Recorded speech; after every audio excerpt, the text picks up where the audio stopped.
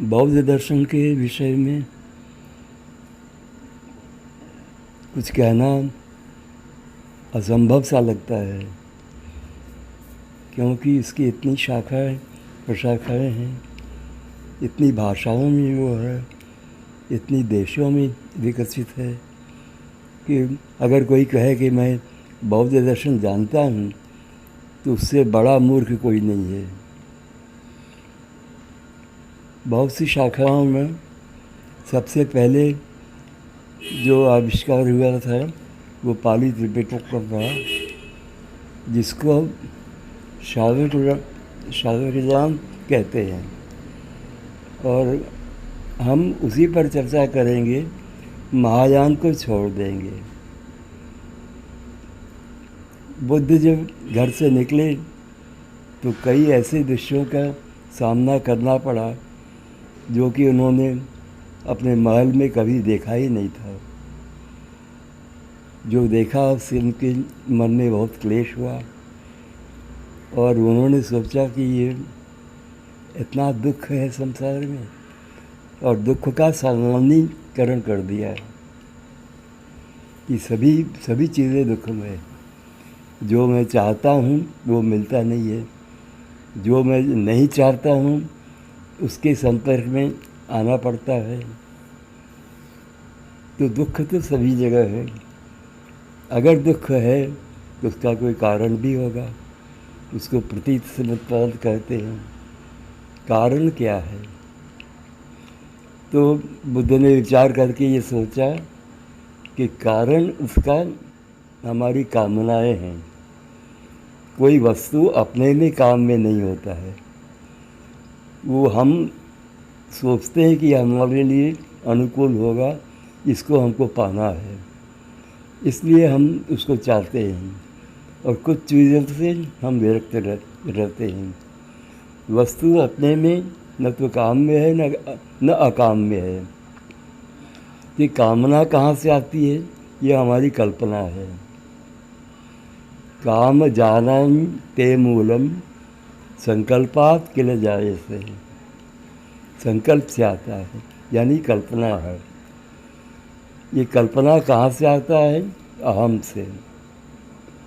मैं हूँ इसलिए मेरी कामनाएं हैं।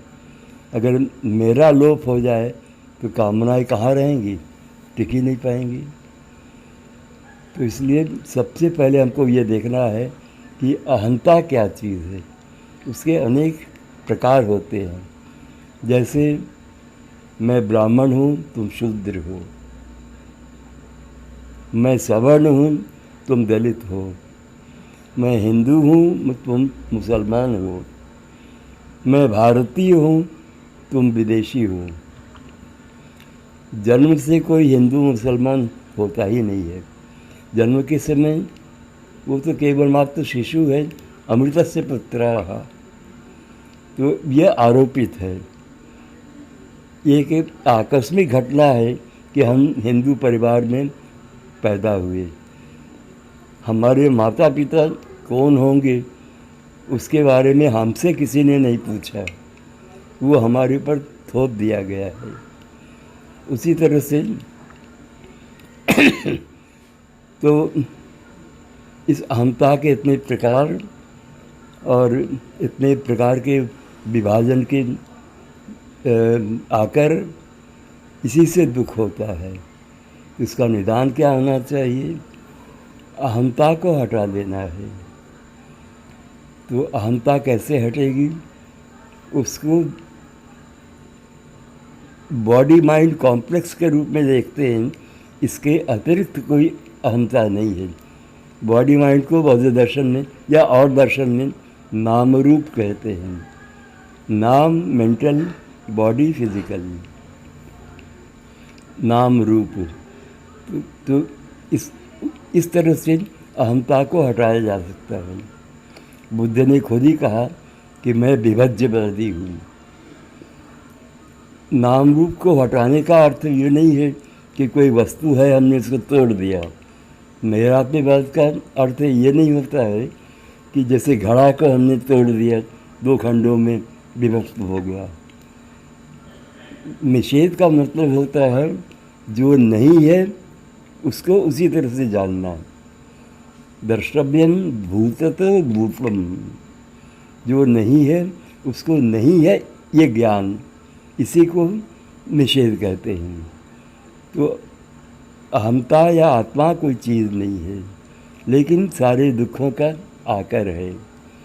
आधुनिक संसर्ग में संप्रेक्ष में देखें तो ये अहंता का प्रकोप बहुत ज़्यादा प्रबल हो गया है। यानी जो विभाजन की रेखाएं हैं वो पता नहीं कहाँ से शाखा प्रशाखाओं को लेकर बहुत ज़्यादा वो विभाजन की सृष्टि कर रहा है। हर एक आदमी से लड़ता है। तो इसलिए आधुनिक युग में, आधुनिक समाज के दृष्टि से अहंता का निषेध ही सबसे अधिक प्रासंगिक है।